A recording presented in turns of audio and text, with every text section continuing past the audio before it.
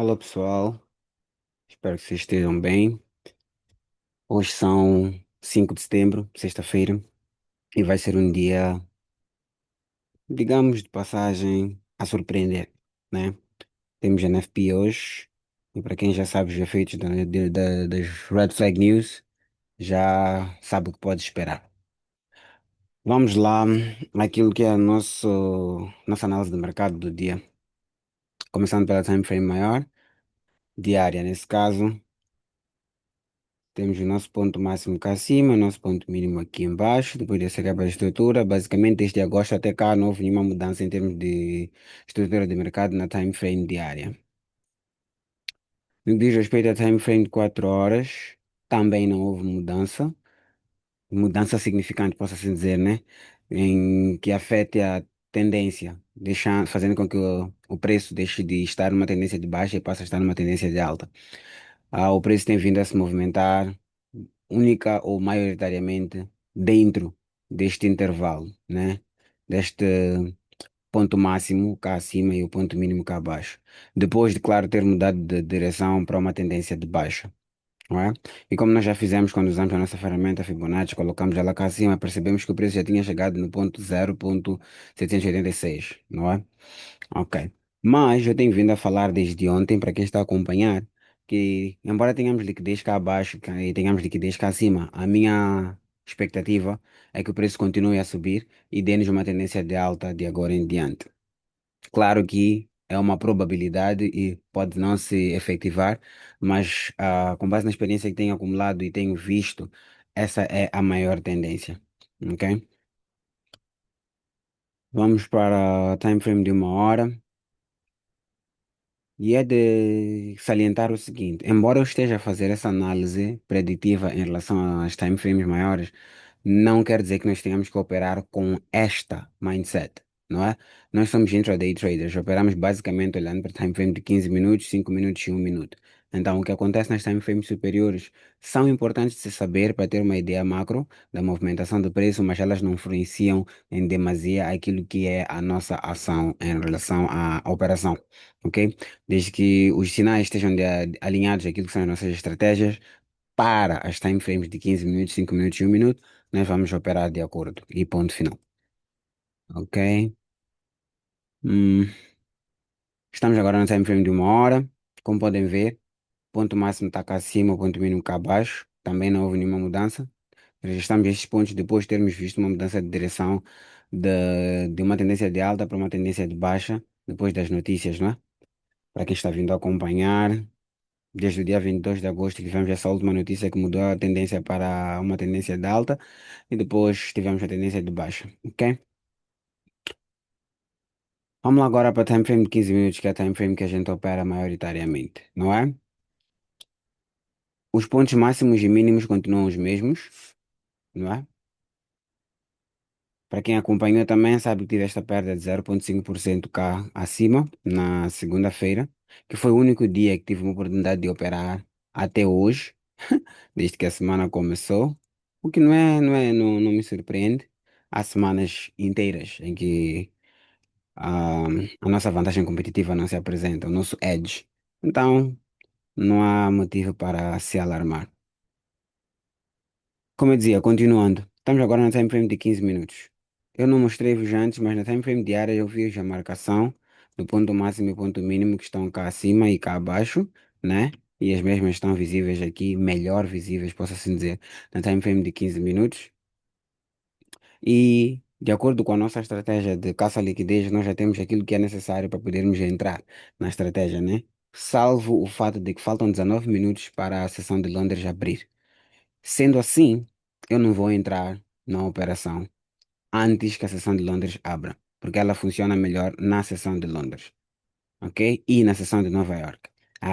Foi testada assim para a sessão de Ásia, que é esta, mas não apresentou tão bons resultados quanto os resultados que mostrou nas outras duas sessões. Assim sendo, vamos esperar para que a sessão de Londres abra e nós possamos entrar. Uma pergunta que vocês podem fazer, não é? A partir do momento em que a sessão de Londres abre, o que é que nós fazemos? Entramos logo de seguida? Bem, Existe essa possibilidade, sim, mas eu olharia para dois fatores principais, este e este. Se o preço for cá para esta primeira área de liquidez, liquidar e nos mostrar o sinal de entrada, entramos com 1 para 3, como sempre. Se mitigar a parte da Ásia, a parte superior da Ásia, melhor ainda. Dar-me-á mais conforto, né? Mais segurança, mais certeza de que a área de liquidez foi realmente mitigada e poderemos entrar com uma tendência de baixa, curta, tendência de baixa com 1 para 3 e poder aproveitar toda a liquidez que está aqui nesta área, ok? Se formos a observar, temos liquidez cá acima também. Então, é muito provável que o preço mitigue Ásia, tendência que, que Londres pode vir a demonstrar, mitiga os dois pontos que eu mencionei aqui, como áreas de liquidez, e venha também ao ponto cá acima, que é uma outra área de liquidez, e venha travar aqui neste ponto de interesse, ou POI, né? De forma encurtada, e venha reduzir aqui. De qualquer das formas, eu vou entrar a partir do momento que haja uma mudança da time frame menor e me dê o sinal necessário para poder entrar numa time frame de baixa. Desculpa, para entrar na estratégia de caça-liquidez. Ok? Volto a repetir. Mitigou esta área e me deu o sinal de entrada, entrei. Se eu for a perder, não tem problemas. Volto a entrar cá acima. E se eu for a perder de novo, não tem problemas. Volto a entrar cá acima. Uma situação em que nós temos três possíveis oportunidades, a única coisa que eu aconselho é fazer uma boa gestão de risco e não necessariamente ignorar o sinal quando ele aparecer. Porque é provável que o preço mitigue um, dois ou três, ou até ultrapasse este ponto de interesse sem nos dar o sinal de entrada.